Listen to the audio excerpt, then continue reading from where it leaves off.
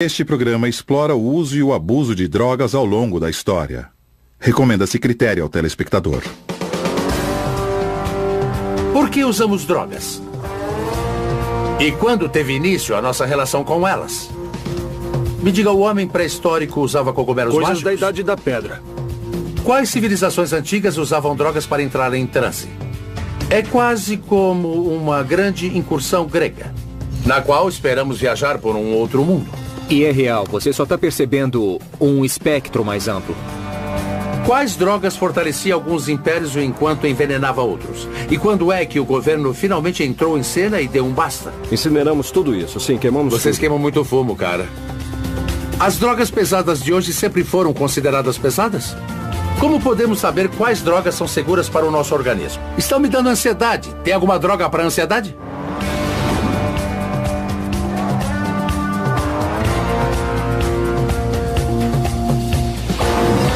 A história das drogas.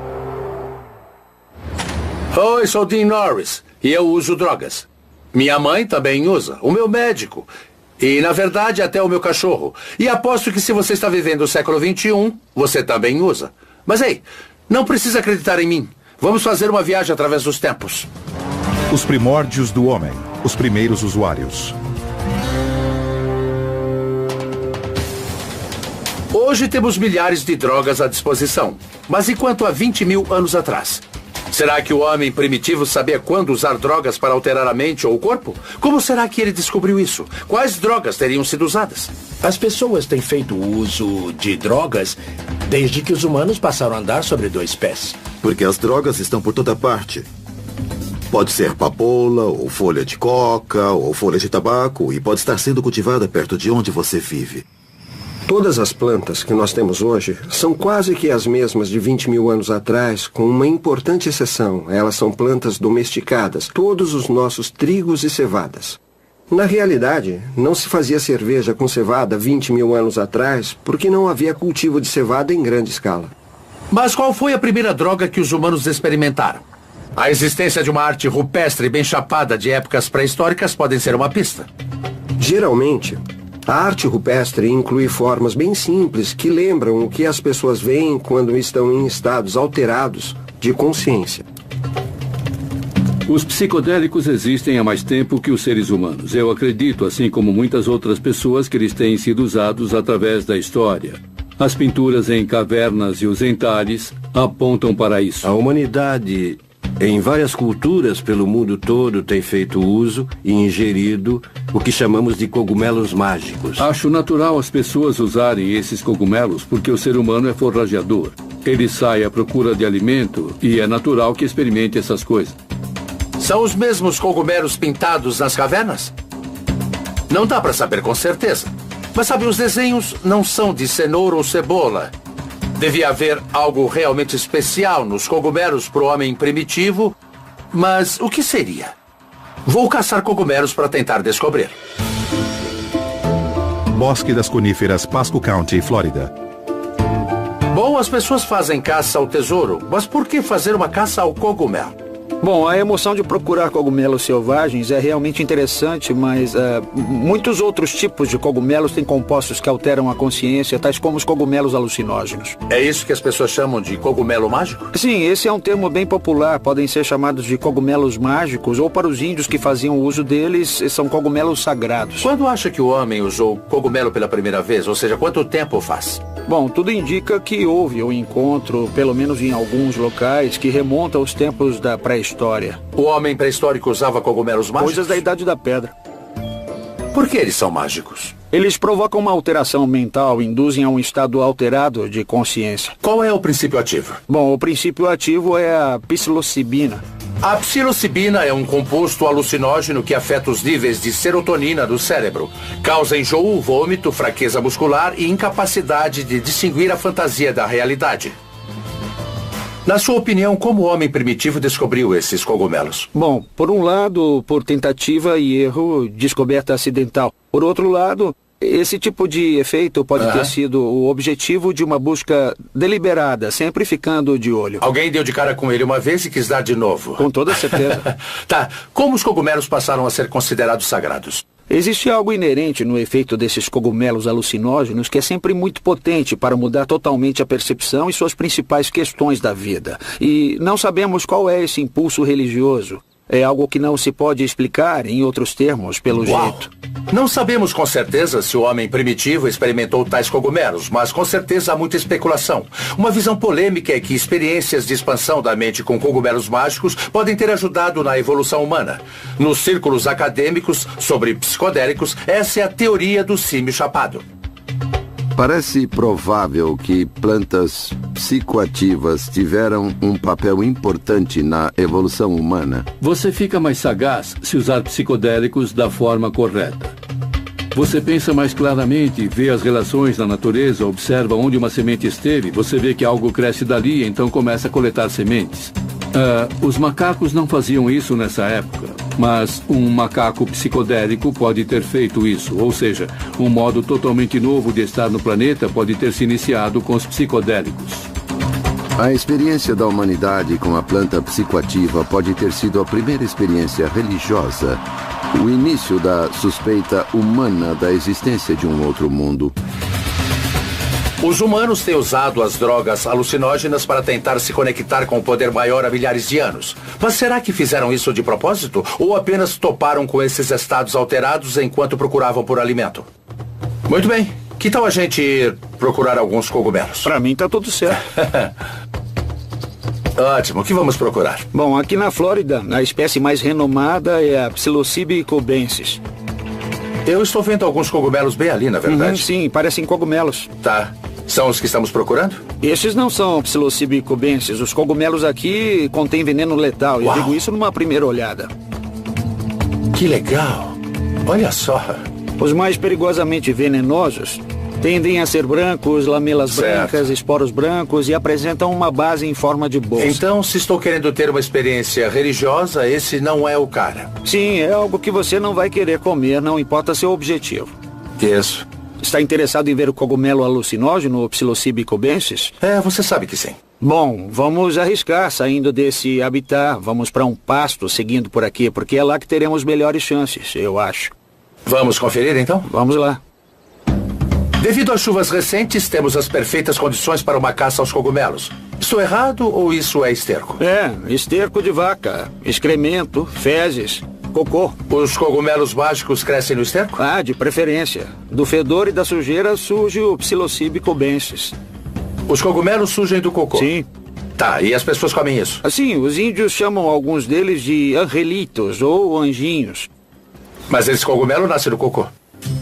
Gostaria de saber exatamente o que estamos procurando para poder te dar uma força. Eu só vou apontar os cogumelos quando puder vê-los. 90% do que vemos quando olhamos para um cogumelo é por enganação. Tá. Por exemplo, esses cogumelos aqui são do gênero Panaelos, mas parece que poderiam ser o Psilocybe cubensis. Nós veríamos um roxo escuro. E se comer esse aí? Você pode sentir um momento de confusão. Você não fica chapadão?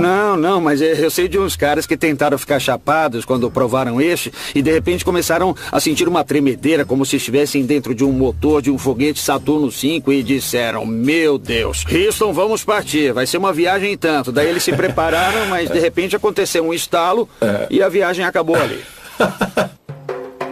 Horas procurando muito esterco de vaca, muitos cogumelos, mas nenhum deles mágico. Começa a me perguntar se vou chegar a conhecer o tipo verdadeiro. Sim. Agora sim.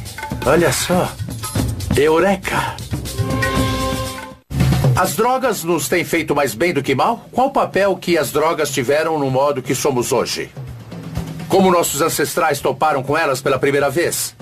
Vamos continuar nossa jornada através da história das drogas. Os primórdios do homem, os primeiros usuários. Aqui nos pastos da Flórida está ficando mais úmido a cada minuto. Estou começando a duvidar que o homem primitivo possa ter ingerido os cogumelos mágicos, já que são tão difíceis de achar. Você acha que os cogumelos mágicos são uma droga ou um remédio? Conceitos como droga e remédio são, em parte, definidos pela cultura. Na nossa sociedade, o remédio é inerentemente tido como bom. Na sociedade nativa, você vai ouvir conceitos tais como remédio bom e remédio ruim, ou seja... Sabe qual é esse aí? Esta cor lhe parece azul? Com certeza. Também acho que é azul. Estamos atrás do Psilocybe cubensis. Não é o caso aqui, mas este pode ser um Copelândia. É mesmo? Olha só. Este formato em particular tem a cor azul no chapéu e parece que sim, contém psilocibina. Sei. É um Psilocybe cubensis, potencialmente alucinógeno, e este pode ser o Copelândia. Eureka!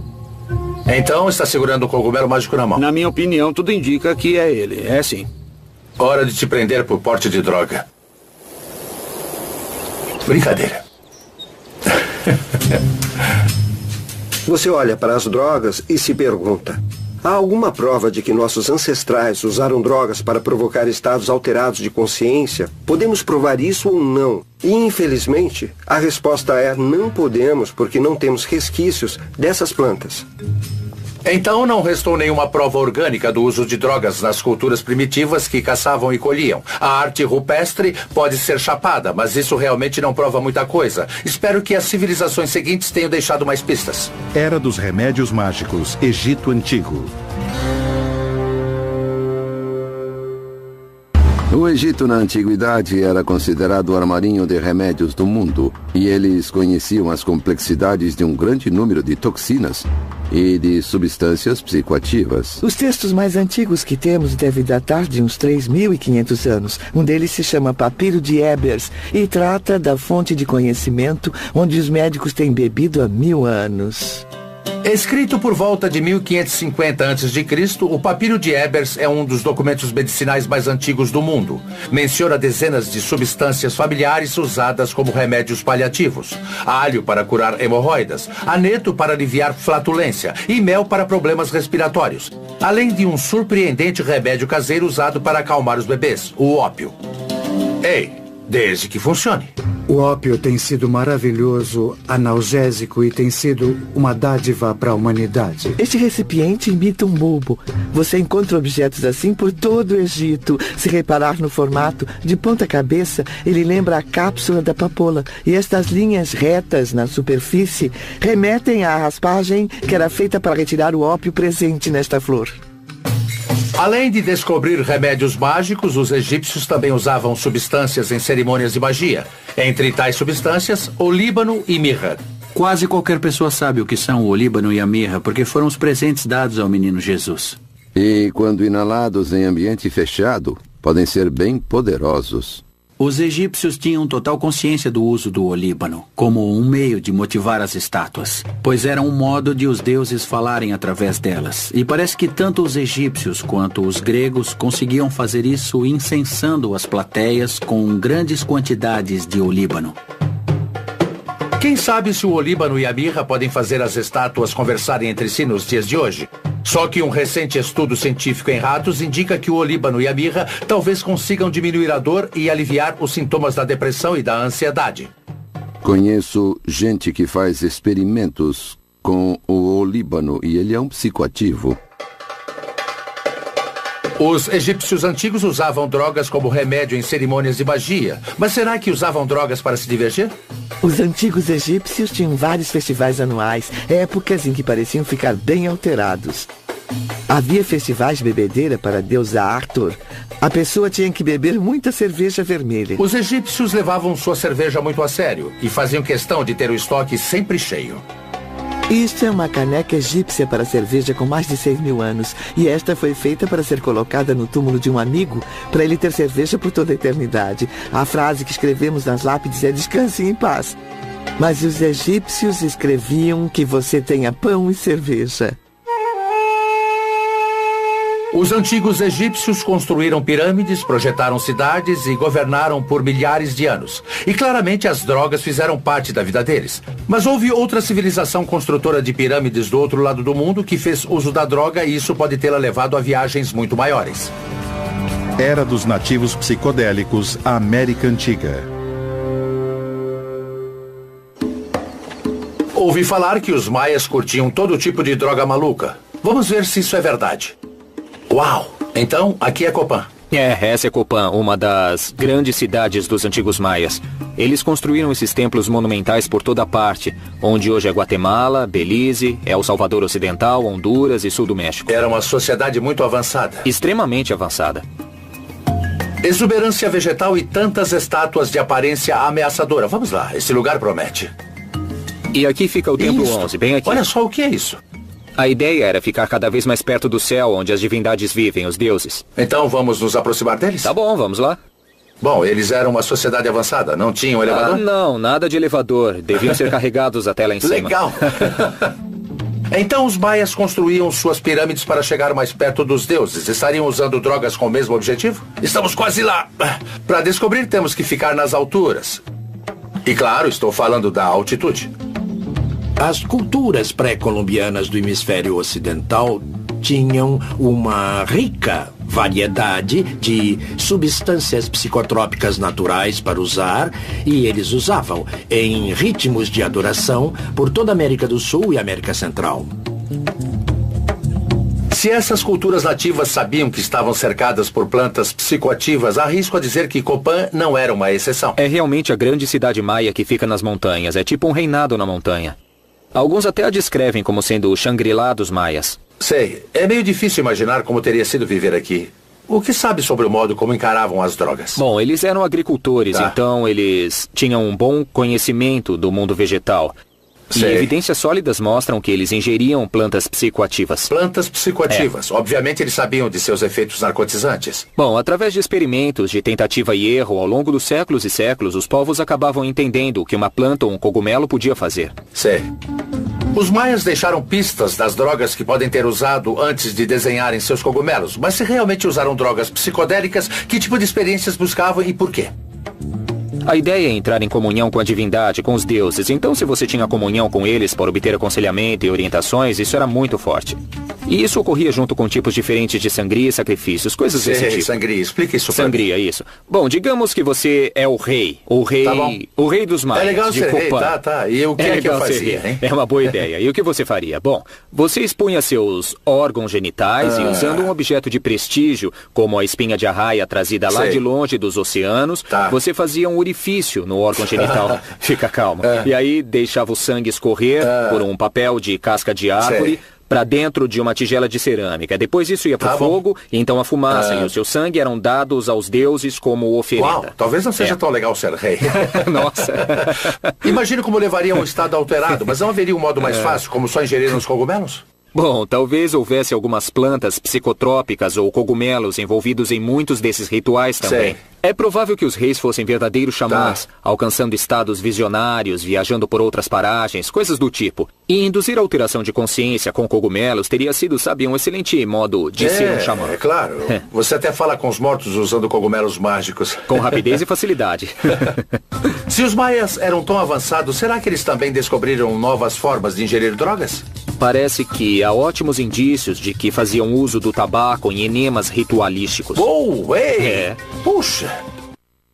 Por que consideramos as drogas psicoativas tão perigosas? Os antigos maias não faziam uso delas para entrar em comunhão com os deuses? Era dos nativos psicodélicos, a América Antiga.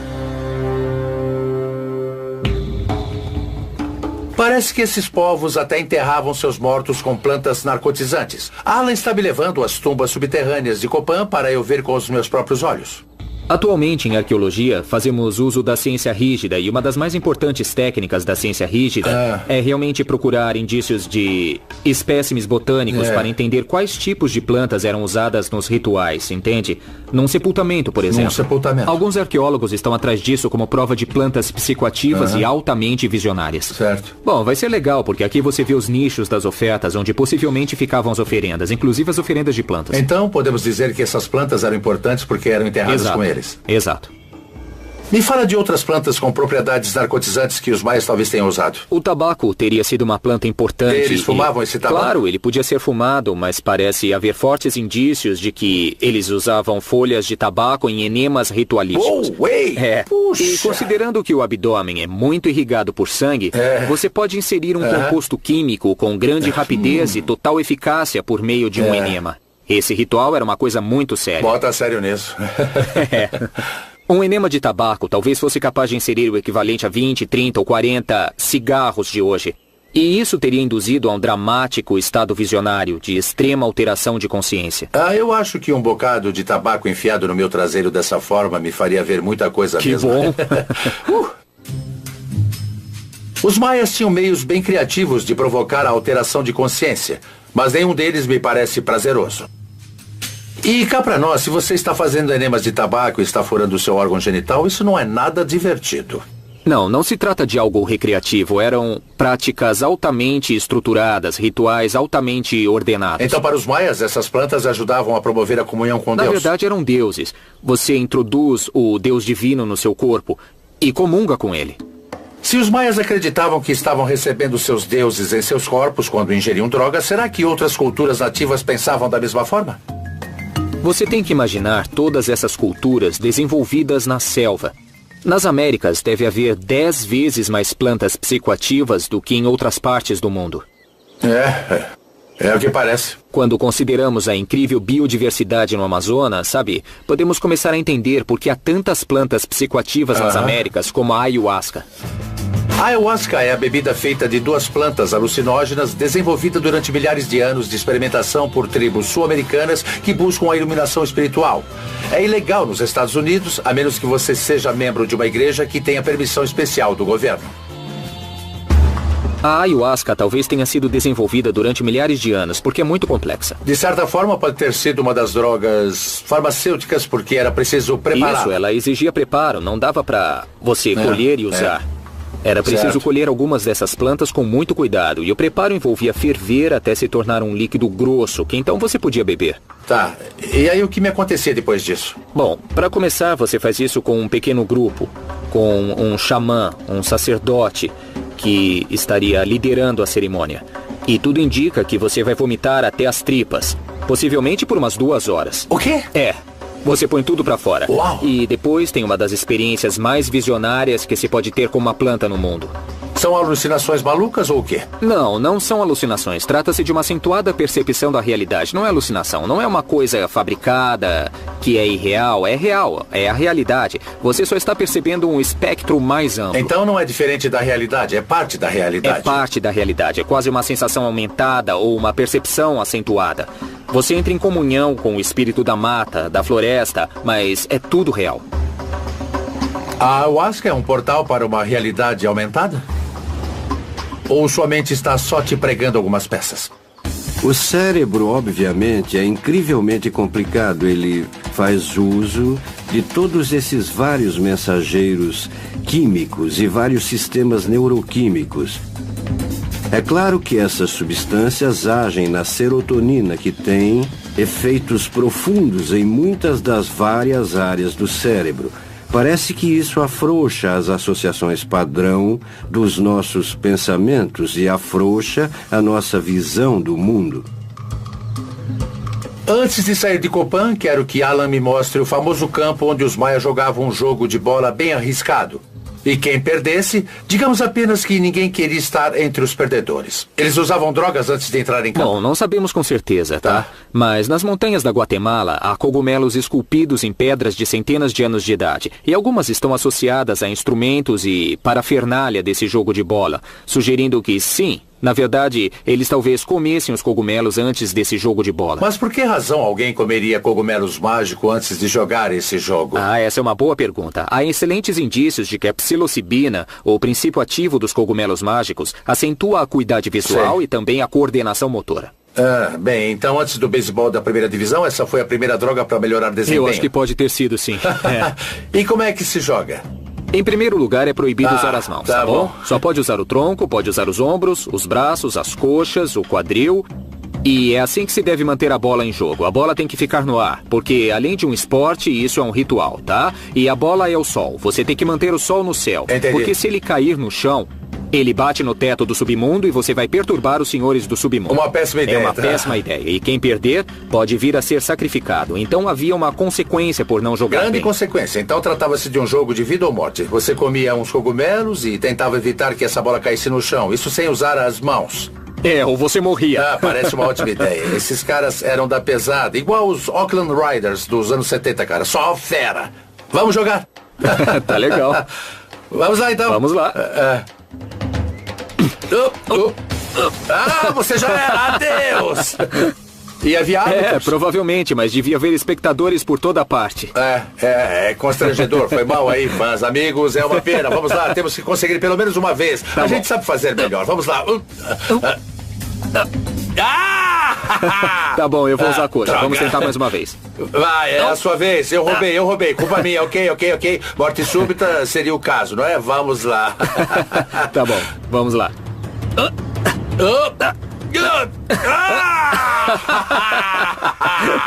Parece que chegou a hora do sacrifício. Vem, vamos nessa. Para os maias e outras culturas nativas ao redor, as drogas eram um portal para o reino do espírito. Atualmente classificamos as drogas psicodélicas no nível mais alto das drogas restritas. Mas para as culturas nativas das Américas, as drogas alucinógenas como os cogumelos e a ayahuasca sempre foram ferramentas sagradas para obter conexão. E quanto à sociedade antiga que nos deu a democracia? Eles achavam a mesma coisa? Era dos cultos secretos, a Grécia Antiga. Os antigos gregos acreditavam que as drogas eram venenos letais ou remédios preciosos. Afinal de contas, muitas das nossas crenças não vêm do mundo clássico? Muitas das nossas visões filosóficas modernas estão baseadas em modelos gregos. E tais modelos foram desenvolvidos numa época em que os primeiros filósofos gregos estavam usando drogas e usando extensivamente. Viemos a entender que o que eles chamavam de filósofo talvez agora seja um xamã.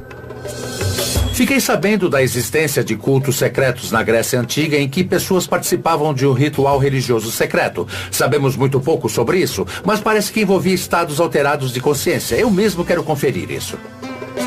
Aqui ficava o santuário das deusas Deméter e Perséfone.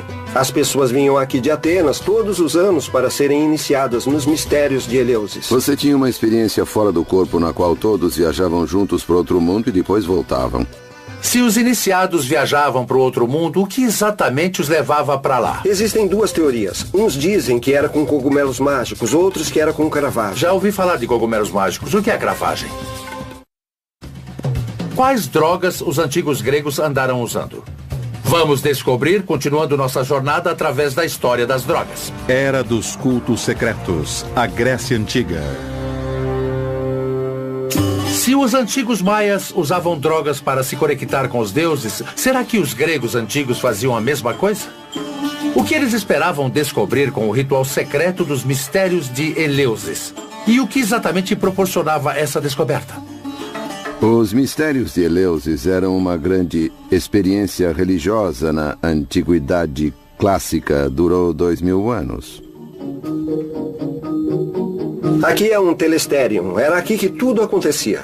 Uau, é enorme. Quase um Madison Square Gardens dos gregos, digamos assim. Ele atraía milhares de pessoas. Vê os degraus em volta da borda? Tá. As pessoas ficavam ali em pé. Havia luz, escuridão, música, dança, tudo isso. Então era como uma enorme festa rave dos gregos, não é? Isso mesmo. Essa é uma boa descrição. Uma total sobrecarga sensorial e sua vida mudava para sempre. Mas não era uma moçada com objetos luminosos no meio do mato. Sócrates, Platão e Aristóteles, os três foram iniciados nos mistérios de Eleusis. Alguma coisa devia estar abalando o mundo deles. Era um encontro com os deuses. Com os deuses? Uau! Então eles vinham aqui e faziam esse ritual. Sendo assim, você acha que havia drogas no meio disso ou não? Talvez houvesse drogas no meio disso. Não, brinca. Estamos falando de estados alterados de consciência. Certo. Se havia drogas nesses estados alterados, que tipos de drogas seriam? Existem duas teorias. Uns dizem que eram cogumelos mágicos, outros que era cravagem. Eu já me informei sobre cogumelos mágicos, mas o que é cravagem? Trata-se de um fungo de cereais que dão nas pedras. Quando ingerido, altera radicalmente a química do cérebro, aumentando os níveis de serotonina e causando grandes alucinações.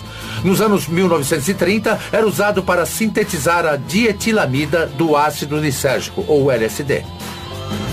Sabemos que havia uma bebida que os iniciados bebiam, chamada Kyclon, feita com centeio e poejo, um tipo de hortelã. E eles ingeriam isso. Então, se era centeio, se também havia cogumelo no meio, pode muito bem ter sido cravagem. Essa é exatamente a teoria. Parece que a cravagem daria a eles A capacidade de ver a deusa por causa dos efeitos psicotrópicos no organismo. O principal problema é que ninguém ainda conseguiu extrair da cravagem uma droga alucinógena que não seja mortal nem paralisante. Uau! A cravagem pode ser um perigo, sim, com certeza. E talvez por isso os atenienses não quisessem que essa fórmula caísse nas mãos do público. A substância causava interesse e podia ser mal usada em situações de recreação. E isto era um delito capital. Então os participantes podiam estar tomando uma droga tão secreta que, se fossem conhecidos, eles seriam mortos. Para alguns historiadores, essa mesma droga inspirou as obras-primas clássicas que ainda lemos na universidade hoje. Aquele que era alguém na antiguidade, que era um filósofo, de certo era iniciado nos mistérios de Eleusis. E tais experiências psicotrópicas possibilitaram o advento das ideias inspiradas que tiveram. Mas quando isso acabou? Por volta do ano 400, o local foi saqueado pelos góticos. Góticos? Moçada com delineador nos olhos e calça preta bem justa? Gente que usava armadura. Um pouco mais estilosa, né? Digamos que mais ou menos isso. Os mistérios de Eleusis terminaram quando o Império Romano se converteu ao cristianismo. E o santuário ficou em ruínas porque os cristãos o profanaram. Será que os gregos usavam drogas com outros objetivos?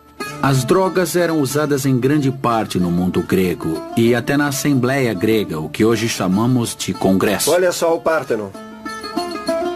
Foi aqui que a primeira democracia do mundo nasceu. Incrível, bem aqui. Bem aqui onde nós estamos. As reuniões começavam com rituais de purificação e com queimas de incenso de substâncias botânicas. Os membros da Assembleia estavam sujeitos ao incensamento de plantas psicotrópicas a fim de induzir o que eles chamavam de espírito jovial, para que então pudessem discutir política. O que era incenso naquela Sabíamos que eles queimavam olíbano e mirra, resinas vegetais e talvez folhas de outras plantas. Talvez de cannabis? Não é impossível. Os gregos conheciam a cannabis. Bom, eu quero te dar uma dica, tá? Onde tem incenso, tem cannabis. O incensamento é bem parecido com a chamada sauna. Na sauna você está dentro do carro, com seus amigos, fumando maconha, e todos são afetados pela fumaça continuamente. Imagine encher o carro com tanta fumaça que nem se consegue respirar. Seria equivalente a reunir o nosso Congresso e forçar todos a inalar drogas psicotrópicas antes de começarem a discutir a legislação. Parece que um estado elevado de consciência era parte importante tanto nas cerimônias religiosas quanto nas cerimônias políticas. Era uma parte importante da vida dos gregos. Bom, isso é verdade. Intoxicar-se era algo que eles achavam importante. Há um termo grego, fármaco, que eles usavam para se referir a remédio e a veneno. É dele que deriva o termo farmacologia. O médico grego Hipócrates, considerado o pai da medicina moderna, reconhecia que talvez houvesse uma razão científica para as drogas afetarem nosso corpo de determinada forma. Os gregos diziam que qualquer substância colocada dentro do corpo que causasse uma mudança podia ser potencialmente boa ou ruim. Petri Borelli. O veneno de cobra era uma das drogas mais comuns na antiguidade. O símbolo da medicina moderna que herdamos dos gregos antigos traz 2 cobras enroladas no bastão. Talvez indique o conhecimento de que, assim como o veneno da cobra, muitas drogas tinham o poder de curar e de prejudicar. Então parece que na sociedade grega não havia esse estigma moral contra o uso de drogas. Não, absolutamente. Não se tratava de uma questão moral. Não pensavam nisso nesses termos. Eles reconheciam o prazer como parte central de como se devia viver uma boa vida nessa época. Então, para os gregos, as drogas tinham a ver com prazer? Elas tinham a ver com prazer nas ocasiões certas e no contexto adequado. É como o sistema grego na faculdade hoje. Acredito em você. De rituais religiosos a oferendas políticas e ao estudo medicinal, os gregos tinham uma sofisticada relação com as drogas. Eles entendiam que o uso delas podia ser perigoso. Mas usar drogas ainda não era uma questão de certo e errado. Era do julgamento moral, primórdios da religião.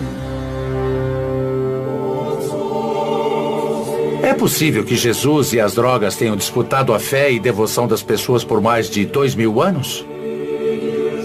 Para os gregos antigos e outras religiões pagãs, as drogas eram uma peça-chave do processo de conexão com os deuses. Então, por que os primeiros cristãos pensavam diferente? Os primeiros cristãos expressavam uma grande ansiedade e até desconfiança quanto aos prazeres do corpo. Mesmo naquela época, as pessoas sabiam que as drogas podiam induzir aos prazeres do corpo e isso não estava em sintonia com a mensagem cristã. A fé em Cristo é o único caminho para a salvação. Então a fé nas drogas se tornou um problema. Lá pelo século IV, com o surgimento dos imperadores cristãos, as primeiras leis antidrogas são introduzidas na sociedade. E essas leis se concentram no uso de drogas por essas religiões rivais de culto secreto. Bom, se as pessoas estão tomando drogas psicodélicas e tendo a experiência de comunhão com Deus, por que elas precisariam da igreja? Os primeiros cristãos queriam que as pessoas vissem que a fé no Cristo era a única forma de ter uma experiência religiosa autêntica. E alguns historiadores acreditam que os primeiros cristãos fizeram uma verdadeira guerra contra as drogas. Os cristãos se tornaram gangues andarilhas de agentes mantenedores da lei. E esses monges acabaram destruindo templos e matando pessoas. Este programa explora o uso e o abuso de drogas ao longo da história. Recomenda-se critério ao telespectador. Será que o cristianismo se sentiu ameaçado pelas drogas? Será que a fé numa substância conflitava com a fé em Jesus? Era do julgamento moral, primórdios da religião. Se as religiões pré-cristãs usavam drogas para vivenciar Deus, o cristianismo parece pensar que as drogas farão exatamente o oposto. Por que essa divisão? Espero que o Centro de Recuperação Calvário em Fênix me dê algumas respostas. Para aqueles que querem um elemento cristão em seu tratamento, aqui é um lugar onde podem vir e não terão que deixar nada de lado. Podem vir que a sua fé em Deus será parte do tratamento. As pessoas podem vencer o vício da droga se acreditarem num poder maior? Num recente estudo, os alcoólatras em programas de reabilitação com base na fé tinham 30% mais chance de permanecerem sóbrios do que os que estavam em programas seculares. Americanos de fé também vivem mais, geralmente são mais ricos, e têm mais chance de se recuperar de uma cirurgia com risco de morte. Um pouco de fé leva a pessoa longe, e acho que a reabilitação não é uma exceção. O que fez os cristãos decidirem se opor às drogas em primeiro lugar? Eles viam as drogas como um concorrente desde o início? Segundo alguns historiadores, os primeiros cristãos fizeram uma verdadeira guerra contra as drogas. Os cristãos eram bem antagônicos a qualquer concorrente de sua religião que estava crescendo e, portanto, os perseguiam, destruíam seus santuários e profanavam as suas esculturas. Lá pelo século IV, grupos de monges estavam invadindo propriedades onde era sabido que habitantes usavam drogas em cerimônias religiosas. E esses monges acabaram destruindo templos e matando pessoas. O ataque ao uso de drogas por não cristãos era o ponto central na plataforma política que os bispos usavam para obter poder e legitimidade.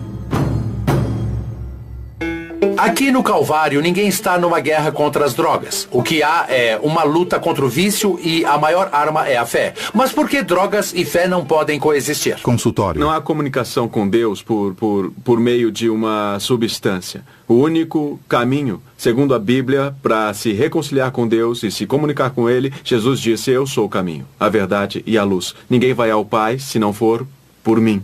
Mas e quanto, as tribos nativo-americanas que usavam drogas para, nas palavras deles, encontrar Deus? Muitas vezes, por toda a história, as pessoas têm usado substâncias que alteram a consciência, o que a Bíblia chama, em algumas traduções, de bruxaria, em outras traduções, de feitiçaria. Eu vou dar a perspectiva cristã, Sim. Muito resumidamente. Certo. Você não tem um problema de droga ou um problema de álcool. Sim. O problema é de idolatria. Houve a troca de Deus por um ídolo. E acontece o seguinte... Você está dizendo que o ídolo é, às vezes, o álcool ou as drogas? É, quando eu passo pelo corredor de bebidas no mercado, o que eu vejo? Eu vejo um santuário com ídolos.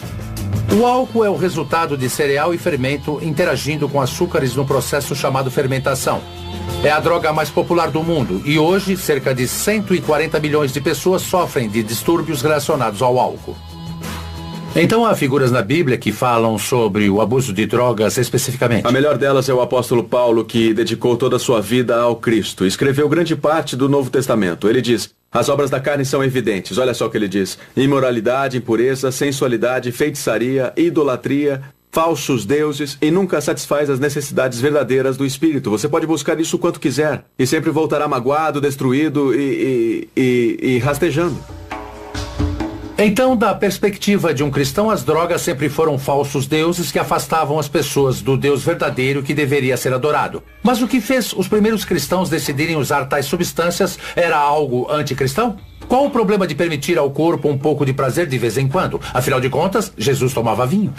Não seria inadequado usar o termo puritano associado a algumas das primeiras ideias cristãs?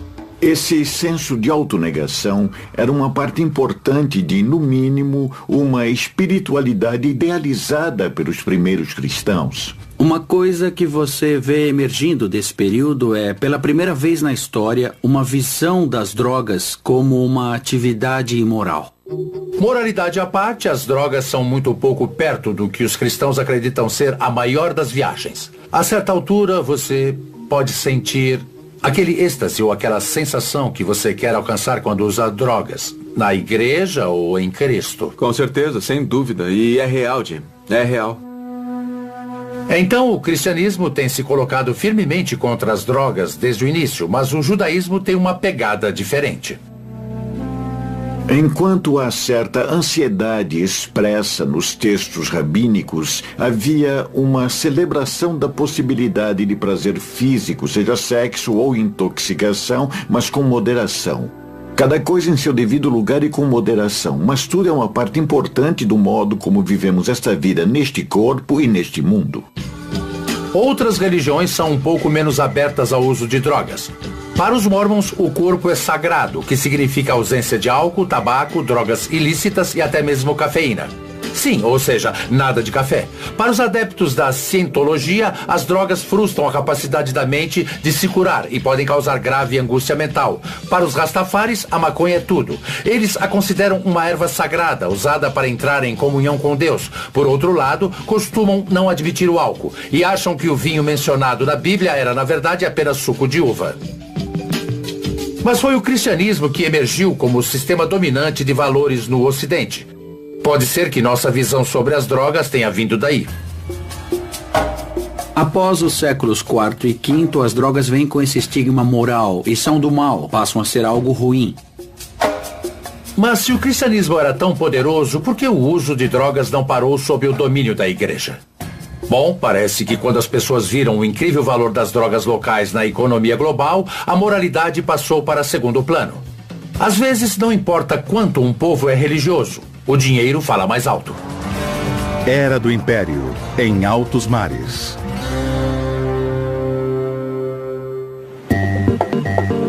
Quando as potências europeias começaram a explorar os mares no início do século XV, a descoberta de novos mundos significou a descoberta de novos mundos cheios de drogas. As drogas começaram como produtos locais e a razão disso é que grande parte delas vem das plantas e as plantas não estavam uniformemente espalhadas pelo mundo.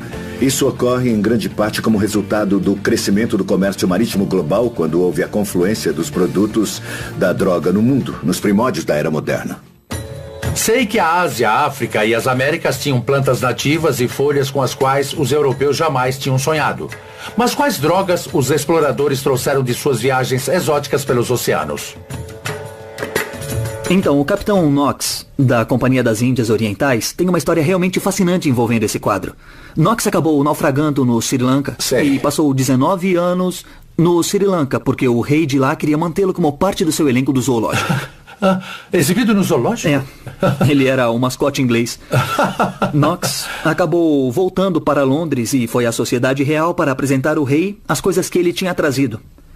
E uma das coisas que ele tinha trazido era a cannabis. Cannabis? É. Literalmente se ajoelhou e disse, Majestade, a cannabis?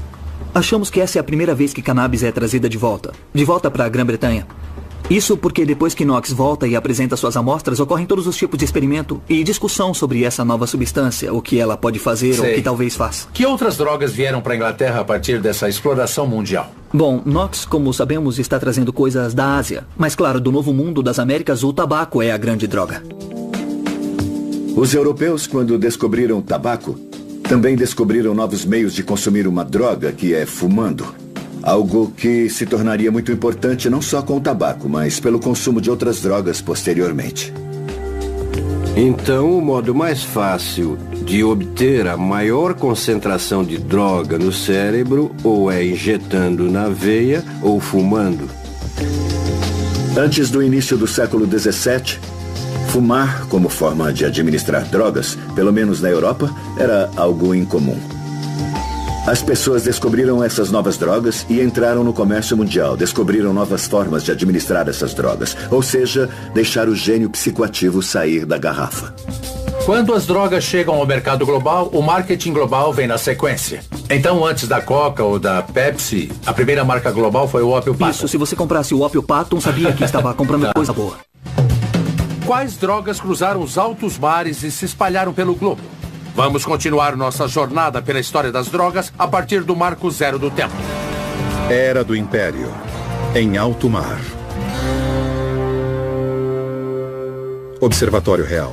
Você está pisando no meridiano de Greenwich. O que está a oeste está em um hemisfério, o que está a leste está em outro hemisfério. Então Londres, essencialmente, está no centro do mundo. Os britânicos diziam que aqui era o centro do mundo e, por acaso, bem no meio de Londres. Além de arbitrar, escolheram aqui porque podiam escolher. Uma das coisas que trouxe o meridiano zero para cá foi a atuação comercial da Companhia das Índias Orientais, com chá, especiarias e também o ópio. E aí está uma grande parte da história do Império Britânico e da Companhia das Índias Orientais.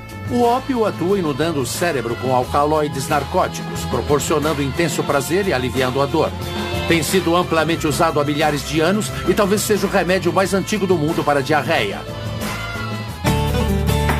Um dos principais meios da Companhia das Índias Orientais pagar pela carga de chá era transportando o ópio para a China. Uau! O Opium Patent. Eles começaram a desenvolver, incentivar e tentar vender na China, e essa era tida como a primeira marca mundialmente conhecida. Então, antes mesmo da Coca ou da Pepsi, a primeira marca global foi o Opium Patent. Isso, sabia que ao comprar Opium Patent, você estava comprando coisa boa. Fume o Opium Patent, tá bom.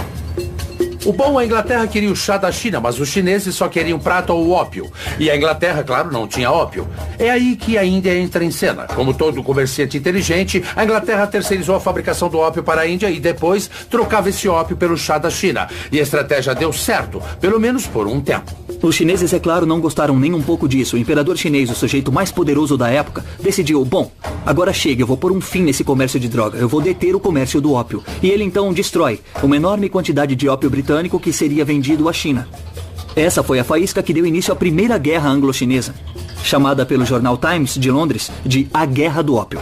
É interessante os chineses terem iniciado essa guerra com os britânicos destruindo um monte de ópio e os americanos iniciarem com os britânicos destruindo um monte de chá no episódio da festa de Boston. É, bom, esse é o problema de ser um império comercial, eu suponho.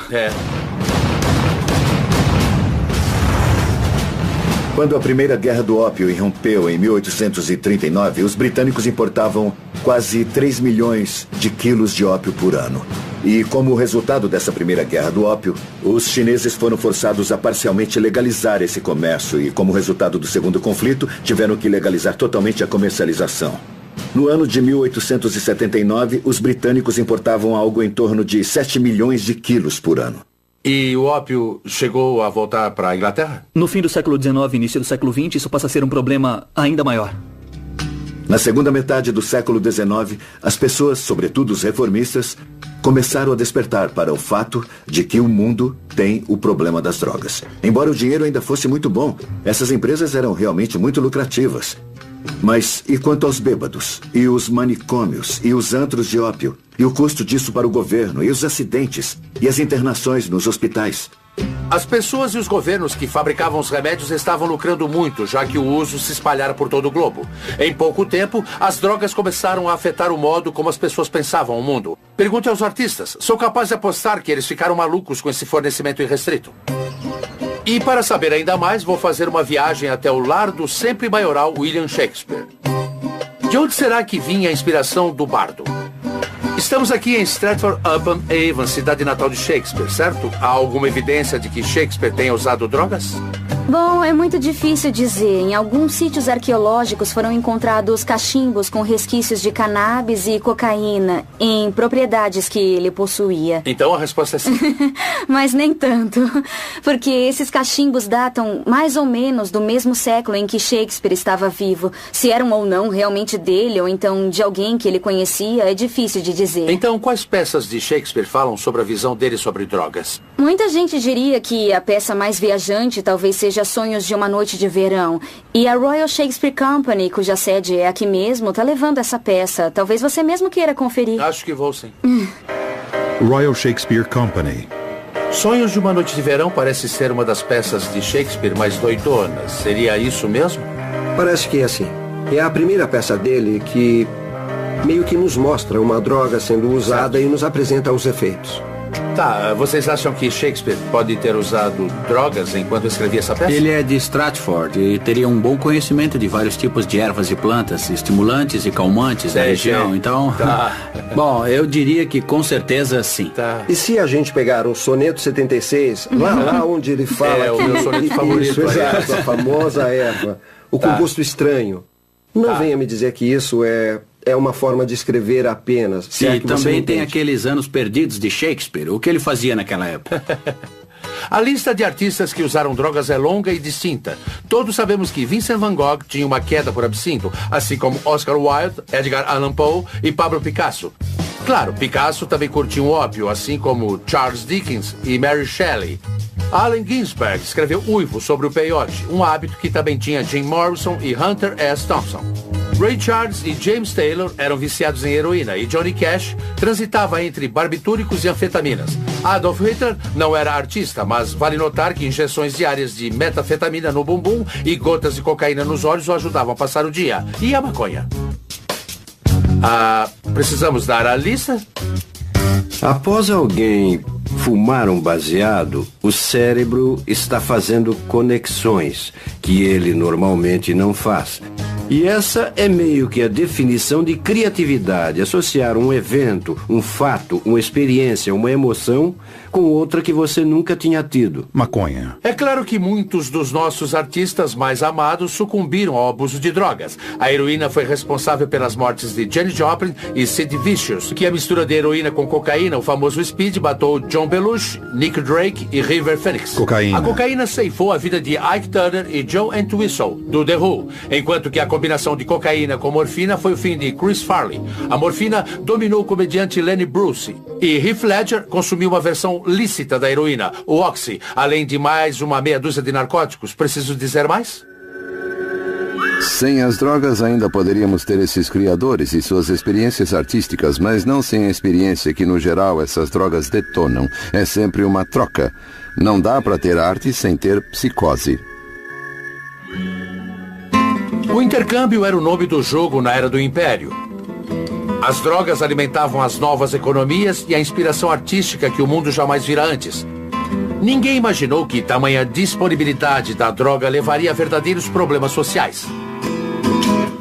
Só que muito disso foi ofuscado no século XIX por grandes avanços no uso das drogas pela medicina. Era do alívio da dor. Santos remédios do século XIX.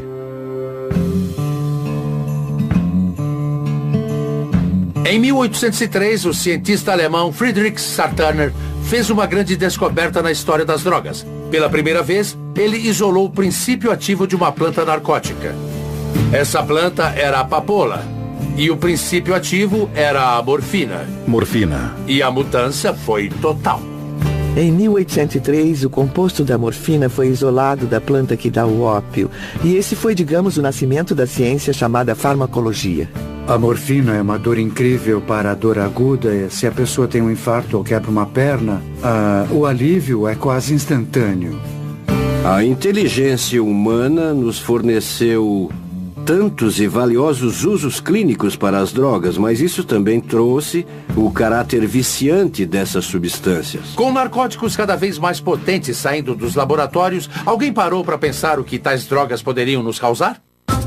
Aqui temos gotas para bebês. Contém álcool e ópio. Será que as drogas mais perigosas nasceram em forma de remédio? E a morfina era um analgésico revolucionário ou foi usada para enretar uma nova geração de viciados? Era do alívio da dor. Santos remédios do século XIX. Na esteira do advento da morfina, as drogas processadas em laboratório tiveram seu auge no século XIX. Algumas drogas bem estranhas começaram a chegar ao mercado, abrindo a temporada de ouro para o velho amigo boticário. Boticários e farmacêuticos. Olá, como vai, Sou Jim? Oi, Dr. Jeremy Green, muito prazer. O prazer é meu. Então, que lugar é este? É uma farmácia comunitária, uma réplica montada aqui no Mystic Seaport, Connecticut. Uau! Temos uma variedade de drogas aqui que precisam ser chamadas de remédios patenteados. Esses remédios eram muito comuns no início do século XIX e há muitas histórias sobre vendedores ambulantes desses preparados. Certo, mas quando você diz remédio patenteado, a que se refere? Na verdade, eles tinham o direito de guardar segredo quanto à fórmula desses remédios e faziam afirmações incríveis, que eram corroboradas com o testemunho de centenas e centenas de homens, mulheres e crianças que haviam sido curados das aflições mais terríveis com apenas uma gota dos compostos. A medicina em si era bem limitada no século XIX, sabe o que fazer e o que não fazer em certas doenças. Eletricidade engarrafada. A indústria do remédio patenteado nem sempre sabe o que está fazendo, nem sempre sabe como o produto está agindo, mas querem que o consumidor sinta que o produto esteja funcionando. De todos os produtos, esses são os mais lucrativos. São aqueles que estão mais disponíveis e também são amplamente usados, não só pelo grande público, mas pelos médicos também. Jeremy, vamos dar uma olhada em alguns desses frascos e ver Esse é do o que bom. contém. Esse aqui é elixir de ópio. A gente começa a pensar que tipo de coisa você colocaria num preparado se fosse tentar vender como remédio. Drogas como ópio, morfina. Talvez você tivesse pouco interesse em dar alívio às pessoas, mas com certeza queria vender seu produto. Essa era a vantagem de vender cocaína em pó, como remédio para a febre do feno. Se você vende esse pó, o comprador vai saber que ele funciona. Ele vai sentir. Vai haver uma reação e era só isso que as empresas de remédio patenteado queriam. E qual era o efeito? Bom, muitos desses remédios faziam as pessoas se sentir muito bem, e quanto mais você via que o remédio era forte, aumentava ainda mais a sua crença nele e você recomendava o uso aos seus amigos, família. Então, nesses termos, essas drogas realmente funcionavam, mas elas com certeza também eram extremamente prejudiciais. Na época dos remédios patenteados, tudo era muito desregulamentado e, como resultado, além das pessoas ficarem viciadas, muita gente morria após ter ingerido alguns desses preparados. Eu gostei deste aqui. É calmante e revigorante. Isso. Certo? E é a cura permanente para todas as doenças nervosas. Isso. Há uma impressionante quantidade de afirmações nesse aqui, veja. Altamente concentrado, especialmente adaptado para o alívio e cura permanente de todas as doenças nervosas. Cefaleia, nevralgia, dispepsia, distúrbio biliar, diarreia, constipação, resfriados, tosses, febres, tremedeira, males do fígado, tuberculose, perda de apetite, fraqueza feminina, desmaios, palpitações, espasmos, tontura, tosse compulsiva, sarampo, etc. e etc. Está mesmo escrito etc. e etc. aqui no final. É possível dizer que a indústria do remédio patenteado é a medicina do Velho Oeste. Às vezes até literalmente. Eles pegavam algo carregado de morfina e anunciavam como cura do vício da morfina. Inundavam a paisagem com anúncios. Os produtos Carter, eles pintavam as pedras que margeavam as estradas. São precursores do estilo outdoor. Eles faziam um carnaval para se promover. De certa forma, o nascimento da propaganda na América pode ser associado à indústria do remédio patenteado. Remédio anticálculo biliar do Dr. Shreves. Durante esse período, o rápido crescimento da indústria de remédios está sempre em busca do próximo campeão de vendas. Essa busca fez surgir uma droga potente que viria a ocupar um lugar infame na história. As empresas de remédio identificam a cocaína como um novo produto de enorme potencial para o mercado. E elas são as verdadeiras responsáveis por transformá-la numa substância comercial. Elixir de coca. Os médicos rapidamente pularam no bonde da cocaína, começaram a usá-la como anestésico em cirurgias da garganta e dos olhos e endossaram os santos remédios populares e elixires miraculosos que estavam tão à disposição na época. Há histórias maravilhosas da década de 1880 sobre médicos que tinham um paciente deprimido ou uma mulher que não falava havia meses e quando medicava com cocaína começava a falar. E isso é revolucionário. Com a cocaína, a máquina do marketing do remédio patenteado estava a todo vapor. Fabricantes de produtos à base de cocaína fizeram de tudo para garantir que o consumidor soubesse que a cocaína estava no produto. Esse era o ponto. E claro, a cocaína era o principal ingrediente num novo tônico popular, cujo slogan é Coca é o que há. Em Atlanta, na década de 1890, se você queria pedir uma Coca-Cola na farmácia, por exemplo, você talvez dissesse, me dá aquela droga ali. A cocaína tinha chegado em grande estilo e as pessoas estavam descobrindo todo tipo de uso para ela. Você começa a ver nas décadas de 1880 e 1890, na América, patrões de todo o país decidindo que precisavam garantir que seus funcionários tivessem acesso à cocaína. Pastilhas de cocaína. No final do século XIX, as drogas fortes estavam por toda a sociedade e ninguém estava livre de seus efeitos. Bom dia, bebê feliz. Bom, olha só, este aqui são gotas para bebês. E contém álcool e ópio. E curam, certo? É um remédio para aliviar gases, cãibra e cólica. Muito do que hoje temos como estruturas regulatórias para prevenir a venda casual de narcóticos vem do fato de que davam esse tipo de coisa para as crianças dormirem. Tá, eu gostaria muito de um remédio para o meu filho. Bom, então esse aqui é o ideal, viu? Os fabricantes de remédio estavam empurrando todas essas drogas para o público com pouquíssimo conhecimento dos efeitos a longo prazo. Claro que elas usavam drogas, afinal, ninguém dizia para não usar. O sabor é ótimo. Não fizeram nenhum estudo longitudinal para saber se, isso funciona no primeiro mês, mas depois... E os consumidores continuavam voltando.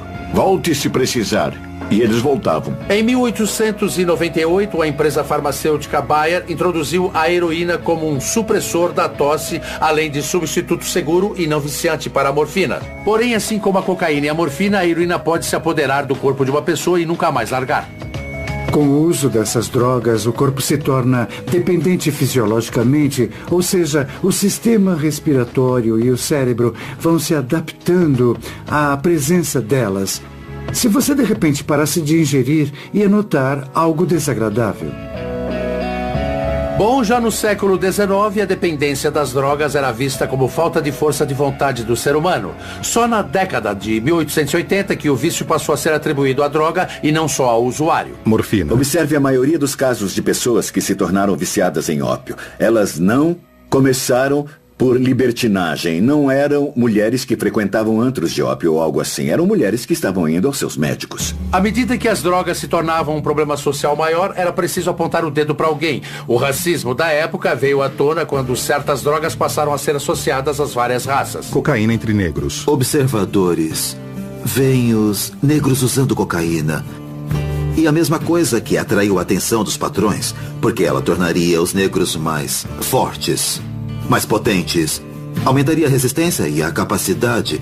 Podia também ser assustadora para as pessoas. É bem parecido com o que ocorre com o álcool na mesma época. Grupos de apoio começam a ser criados preocupados com o fato de que uma substância, algo como a morfina, algo como o ópio, serem tão tóxicos para a sociedade que precisam ser restringidos para o bem de toda a sociedade. Quando entramos no século XX, nossa atitude diante do uso da droga começa a mudar.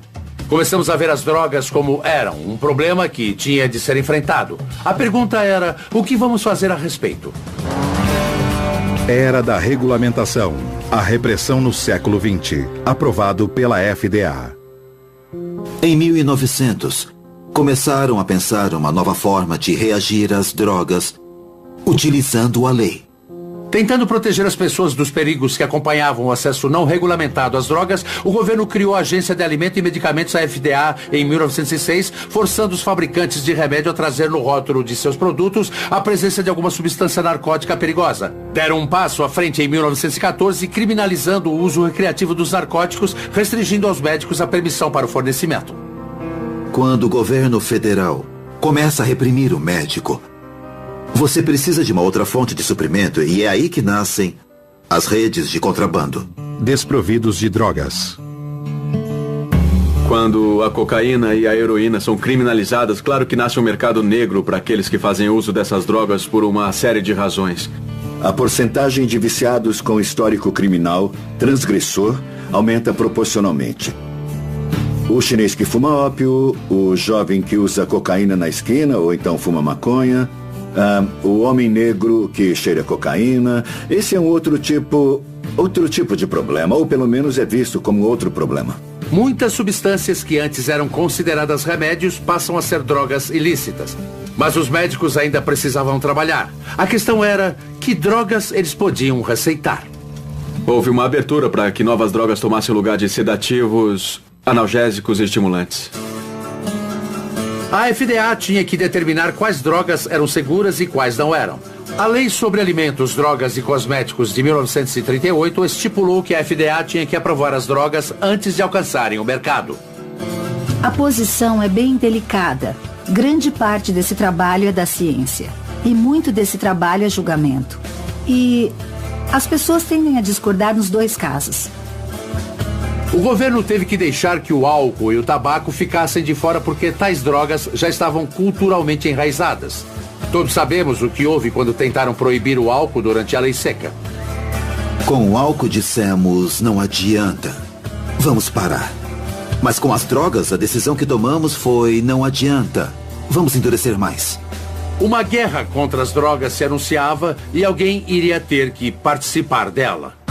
E dentro de um ano, acho que vão passar cerca de 907 milhões de quilos de drogas por aqui. 907 milhões? É. O que acabam fazendo com toda essa maconha? Levamos tudo pro incinerador e queimamos tudo. Como? Queimam tudo isso? Queimamos tudo. Vocês queimam muito fumo, então? Quando foi que nosso governo decidiu regulamentar as drogas? Porque algumas são lícitas e outras não. E quem é que decide, afinal? Era da regulamentação, a repressão do século XX, aprovado pela FDA. Mesmo quando as regras da FDA endureceram nas décadas seguintes, uma droga surpreendente, que agora é totalmente ilícita, era simplesmente classificada como experimental. Em 1938, um cientista suíço de uma grande empresa farmacêutica criou uma droga que provaria ser a substância mais forte e mais concentrada para alterar a mente que o mundo conheceu, o ácido lisérgico 25, o LSD. LSD. Eu diria que o LSD é potencialmente a experiência mais transformadora, mas também pode ser a experiência mais catastrófica e horrível que vai tornar a vida intolerável. E o suicídio é a única opção. O LSD inunda o cérebro com um composto alucinógeno causando profundas alterações de consciência. É tão potente que 7,5 litros seriam suficientes para proporcionar à população toda deste país uma viagem de ácido. Ele já tinha sido usado em terapia antes. Quando eu fazia medicina, um colega de classe estava tomando LSD como parte da terapia em 1959. Delicide LSD 25. O LSD foi usado com sucesso em ambientes controlados durante as décadas de 40 e 50 no tratamento de pessoas com esquizofrenia e alcoolismo. As drogas costumam começar a carreira como remédio e só passam a levantar alguma polêmica no âmbito da sociedade quando escapam do reino da medicina e entram no reino das ruas, quando as pessoas começam a usá-las para fins recreacionais. As sementes da nossa relação moderna com as drogas já tinham sido plantadas. Em meados do século XX, tínhamos uma florescente indústria farmacêutica, uma agência governamental para regulamentá-la e o mercado negro comercializando as drogas tidas como perigosas demais pelo sistema penal. Tínhamos também uma nova droga que revolucionaria o modo de pensar das pessoas. Agora só precisávamos de uma revolução. Época de ouro das drogas. Anos 60, a década psicodélica. As drogas ajudaram a trazer mudanças sociais imensas nos anos 1960. O LSD havia escapado do laboratório de pesquisa e um psicólogo de Harvard, Timothy Leary, foi um dos responsáveis por isso. O LSD é a substância mais poderosa que o ser humano já desenvolveu para influenciar a mente. Já usei a comparação da energia nuclear com esse material. Acho que nas mãos corretas ele trará mudanças. Para Tim, todo mundo devia fumar maconha diariamente e tomar LSD uma vez por semana. Se ligar, se orientar, cair fora. E alguns até largaram a faculdade por causa do que ele dizia. Eu estava com 19 anos quando decidi tomar o que talvez seja a maior dose de LSD que já foi tomada até agora. 100 mil microgramas. E aí tive um dia de Êxtase e arrebatamento e 7 dias de um pesadelo, de uma catastrófica agonia espiritual. As drogas psicodélicas podem colocar você no centro de si mesmo, no ponto de onde você pode começar a se reprogramar. O LSD foi tão polarizante quanto a década que o tornou infame. No final dos anos 60, o governo americano enfrentava uma guerra perdida no Vietnã e uma geração mais jovem que eles não entendiam. Os jovens estavam optando por sexo, drogas e rock and roll, em lugar de um governo que não achavam confiável. Richard Nixon chamou Tim Leary de o homem mais perigoso da América. Nixon acreditava que o uso de drogas era um sinal da decadência social e pessoalmente estava bem alarmado com o aumento do uso de drogas. Ele se preocupava com a contracultura da droga, se preocupava com o uso de heroína entre os combatentes no Vietnã. Jovens e gente da classe média estavam usando drogas como nunca antes haviam usado. Parece que toda essa problemática da droga estava convergindo para ele e sua administração. Temos que travar o que tenho chamado de guerra total ao inimigo público número 1 nos Estados Unidos. O perigo das drogas. Nixon decide se comprometer totalmente. E cria um novo arcabouço legal, que vai restringir o acesso às drogas ainda mais. Em 1970, uma série de novas leis antidrogas foram aprovadas. E sob a direção de Richard Nixon, a Agência de Combate às Drogas, a DEA, foi criada num esforço conjunto para tirar as drogas ilícitas das ruas. Mas se essas drogas saíssem das ruas, para onde exatamente elas iriam? Esse lugar é incrível. O que é aqui? Aqui é o depósito oficial de drogas da região sudoeste dos Estados Unidos, usado pela DEA para guardar grandes quantidades de drogas ilícitas antes de serem destruídas. No caso aqui, é mais maconha. Quantos quilos você diria que tem aqui no momento? No momento, acho que temos por volta de 100 quilos. Cerca de 100 mil 100 quilos? quilos. E dentro de um ano vão passar cerca de 907 mil quilos de drogas por aqui. 907 mil quilos? Eu não sou matemático, mas pode me dizer quanto isso equivale no mercado? É muita maconha. Muito, né? O que vocês acabam fazendo com toda essa maconha? A gente retira uma amostra e faz o registro, porque muito disso será usado como prova nos tribunais posteriormente. E depois temos uma operação de queima bem consistente. Levamos para o incinerador e tudo é queimado. Vocês queimam tudo isso? Queimamos tudo. Vocês queimam muito fumo, cara. Sabemos que as drogas faziam parte dos anos 60. Acha que a DEA foi criada como uma resposta a isso? Com certeza sim. Acho que a questão naquela época era a questão de uma cultura das drogas. E acho que o governo então quis consolidar recursos para tentar fazer algo para resolver o problema.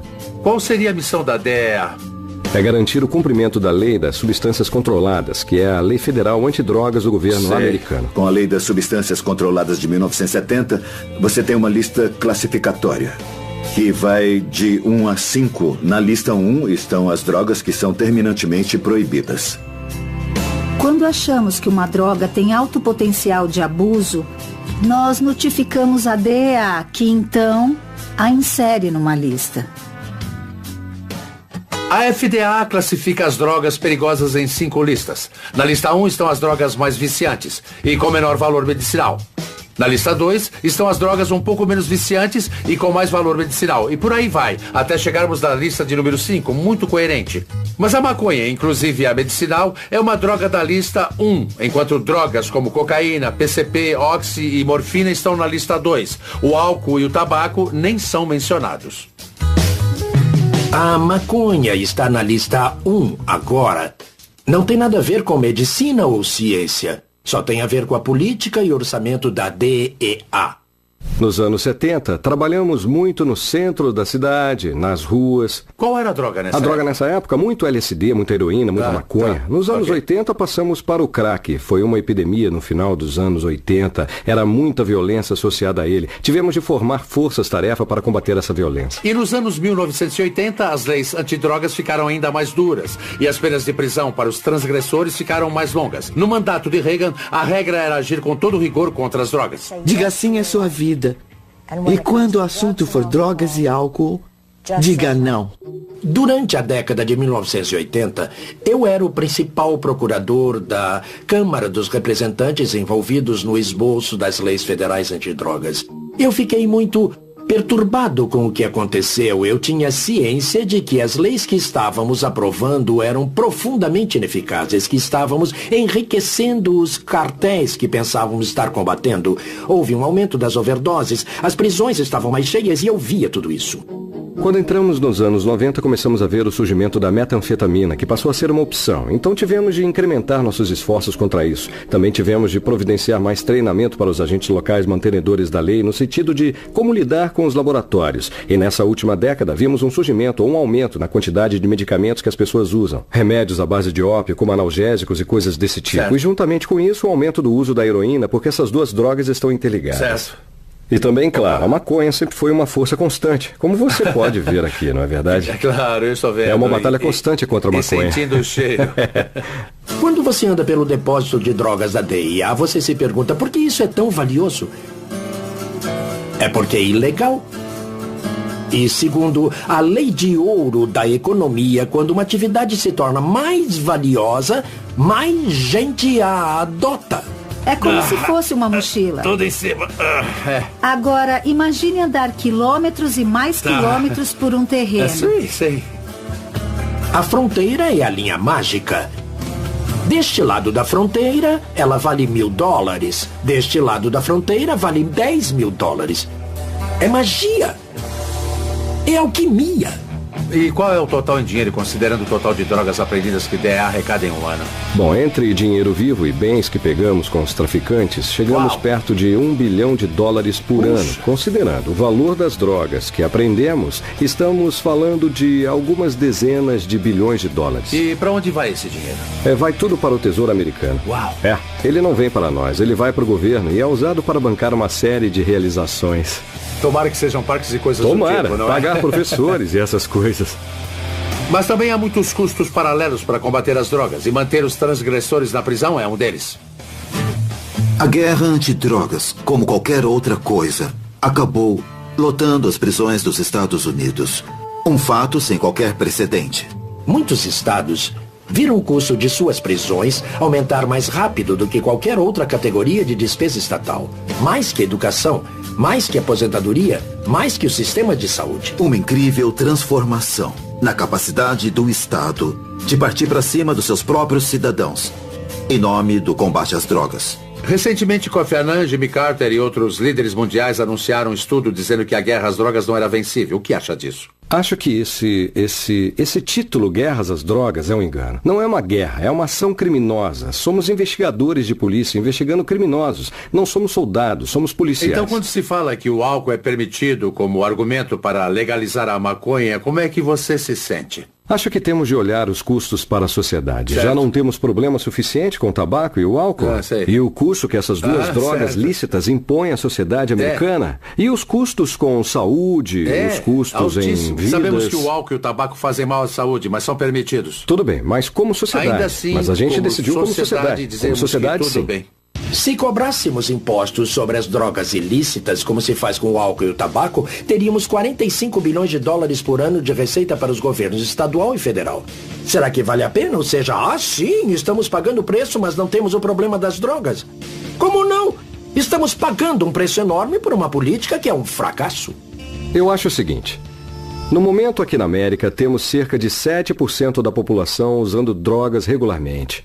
Temos 22% ou 23% fumando ou usando tabaco regularmente. E mais de 40% usando álcool. Certo. Será que podemos arcar com 40% de gente abusando do consumo dessas drogas?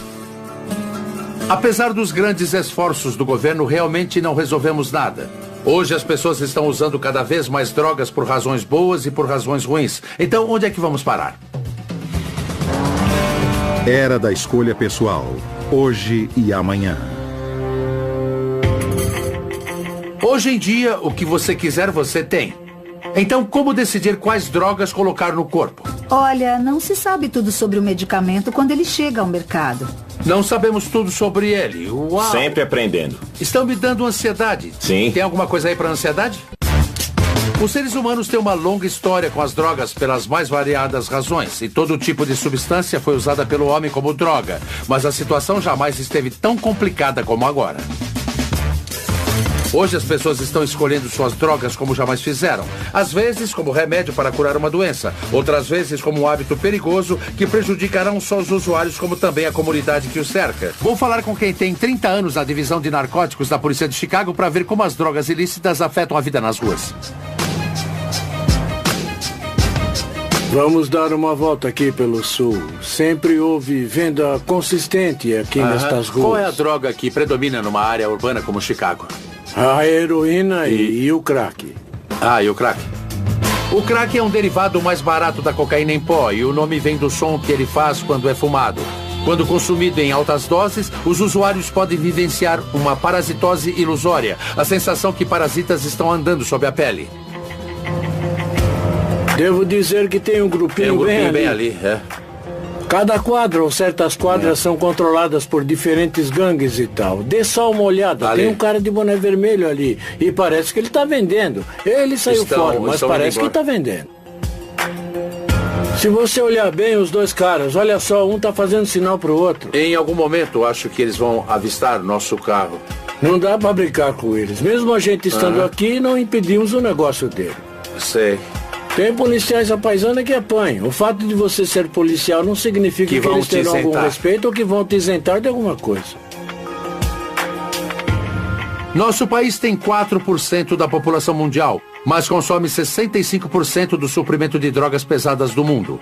A droga ilícita mais popular aqui agora é a maconha. Depois vem a cocaína e os alucinógenos, incluindo o êxtase. Estima-se que metade de todos os crimes cometidos no país tem a ver com drogas. O custo das drogas ilícitas para a nossa sociedade é espantoso. O paradigma do abuso de substâncias é mais de 200 bilhões de dólares. Experimente quantificar isso. Enquanto as drogas ilícitas na sociedade americana custam à sociedade 200 bilhões de dólares por ano, a indústria farmacêutica gasta 70 bilhões por ano para desenvolver novos medicamentos. Aqui em Chicago, há apenas algumas quadras do tráfico de drogas no centro da cidade. A indústria farmacêutica se reúne para o encontro anual da Associação para Informação sobre Drogas, a DIA. A DIA existe para difundir informações neutras sobre drogas. O que eu queria saber é como foi que deixamos nossa relação com as drogas se complicar. É de cair o queixo. Quando você vê que um medicamento leva 10 anos para ser desenvolvido e custa $1 bilhão. 10 anos e $1 bilhão para um remédio? Veja o caso de algo como Lipitor, ou sei lá, o processo de desenvolvimento, desde o primeiro teste em humanos até a aprovação pela FDA, são 10 anos. E o custo é de $1 bilhão. Eu tenho uma ideia para um remédio. Quando você toma, ele vai pra academia e corre 8 quilômetros pra você. Correndox, vai se chamar Correndox. Mas e as drogas lícitas do mercado seriam seguras? As empresas devem ter uma ideia bem clara do efeito de uma substância antes de colocá-la à venda, certo? Jim, somos uma empresa de consultoria de segurança que atua junto à indústria farmacêutica. Ajudamos as empresas a avaliar os efeitos colaterais de uma substância. Não se sabe tudo sobre o medicamento quando ele chega ao mercado, então... Não se sabe tudo sobre ele, Uau! Sempre aprendendo. Vocês estão me dando ansiedade. Sim. Tem alguma coisa para ansiedade? Se tiver uma pílula, eu tomo Está a caminho. Será que minha cabeça está assim? Com todos esses medicamentos disponíveis hoje, são os médicos que continuam sendo os guardiões dessas substâncias. Oi, sou o Dean Norris. Marquei às 5h15. Por favor, aguarde aqui. O Dr. Isaacs já vai atendê-lo. Ótimo. Este ano, no meu check-up anual, vou fazer mais algumas perguntas ao Dr. Isaacs. Dean Norris, olá, vamos entrar. Prazer, Vem comigo. E como tenho mais de 40 anos, o Dr. Isaacs terá que realizar de novo meu exame anual da próstata. É aqui. Seu apetite está bom? Infelizmente, sim. E você dorme bem à noite? Geralmente. Muito bem. Isso. Impressionante. Eu perdi muito peso. Olha só, 2 pontos a menos. Quanto? Eu perdi 22 quilos? Depois do check-up, vou querer ouvir a opinião do Dr. Isaacs sobre a questão das drogas. E se eu lhe dissesse que andei muito estressado, que tipo de medicamento prescreveria para me ajudar nisso? Com muita frequência tenho receitado benzodiazepinas e remédios da família do Vale. E se eu lhe dissesse que estou tendo problemas para dormir? Ambien, ou Sonata, ou Lunesta. E se eu dissesse que ando extremamente ansioso? Se estiver falando de terapia de longo prazo, eu receitaria os medicamentos da família do Prozac. Os medicamentos psicoativos são receitados pelos médicos em caso de mudança intencional de foco e comportamento, estresse, oscilação de humor ou para suprimir a dor.